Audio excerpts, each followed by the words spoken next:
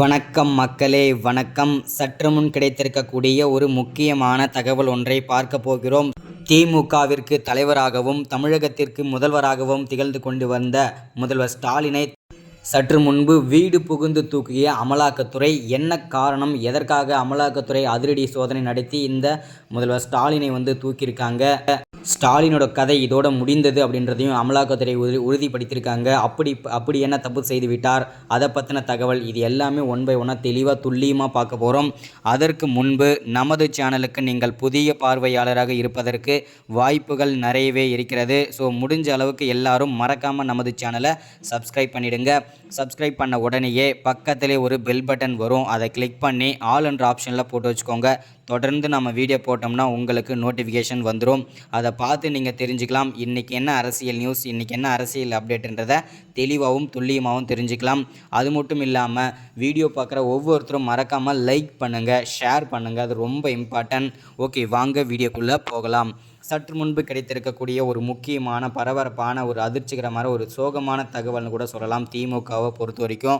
ஏன் அப்படின்னு பார்த்தீங்கன்னாக்கா, கடந்த ஒரு 2-3 மாதங்களாகவே பார்த்திங்கன்னா திமுகவோட முக்கிய பொறுப்பில் இருக்கும் முக்கிய அமைச்சர்கள் எல்லாமே வரிசையாக ஒருத்தராக பார்த்திங்கனாக்கா பல்வேறு சர்ச்சைகள்லையும் சிக்கிட்டு வந்துட்டுருக்காங்க. அந்த வரிசையில் தற்போது திமுகவோட தலைவரே தற்போது வீடு புகுந்து பார்த்திங்கன்னா அந்த சர்ச்சையில் சிக்கியிருக்கிறாரு. வீடு புகுந்து அமலாக்கத்துறை தூக்கியிருக்காங்க. என்ன காரணம் அப்படின்னு பார்த்தீங்கன்னாக்கா, 5000 கோடி கருப்பு பணம் வைத்திருந்த குற்றத்திற்காக அமலாக்கத்துறை பார்த்திங்கன்னா அதிரடியாக அவரை கைது செஞ்சு முடக்கியிருக்காங்க. அது மட்டும் இல்லாமல் அந்த 5000 கோடி மட்டும் இல்லாமல் அது மட்டும் பல்வேறு விதமான தொழில்துறைகள், வருமானத்திற்கு அதிகமான சொத்து சேர்த்தல், இந்த மாதிரி பல்வேறு வகையில் பல்வேறு கேஸில் பார்த்திங்கன்னா தற்போது சற்று முன்பு தலைவரை பார்த்திங்கன்னா வீடு புகுந்து அமலாக்கத்துறை கைது பண்ணியிருக்காங்க. இதனால் பேரதிர்ச்சியில் முதல்வர் ஸ்டாலின் அது மட்டும் இல்லாமல் அடித்து இழுத்து சென்றிருக்காங்க. ஏன்னா எந்த 5000 கோடி யாருடைய பணம், எங்கிருந்து வந்தது, யாருக்கு சொந்தமானதுன்னு சொல்லிட்டு கேள்வி மேலே கேட்டுகிட்டே இருந்தாங்க அமலாக்கத்துறை.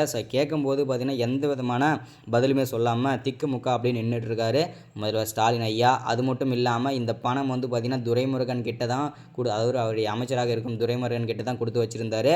அவர் போட்டு கொடுத்துட்டாரு.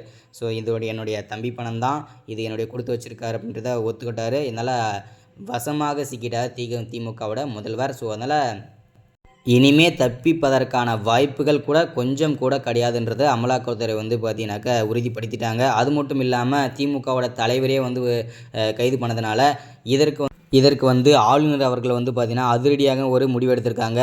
துணை முதல்வரை பார்த்தீங்கன்னாக்கா முதல்வர் ஸ்டாலின் யாரை கை காட்டுறாரோ அவர் பண்ணியிருக்காங்க. யாருன்னு பார்த்தீங்கன்னா வேறு யாரும் இல்லைங்க, அவருடைய மகன் விளையாட்டுத்துறை அமைச்சராக இருக்கும் உதயநிதியை துணை முதல்வராக ஆளுநர் அவசரமாக அறிவிச்சிருக்காங்க. இது பெரும் பரபரப்பை ஏற்படுத்தியிருக்கு. இதை பற்றி அடுத்தடுத்த வீடியோவில் தொடர்ச்சி நம்ம விவாதிப்போம். மறக்காமல் நம்ம சேனலை சப்ஸ்கிரைப், லைக் அண்ட் ஷேர் பண்ணுங்கள். Thank you, welcome.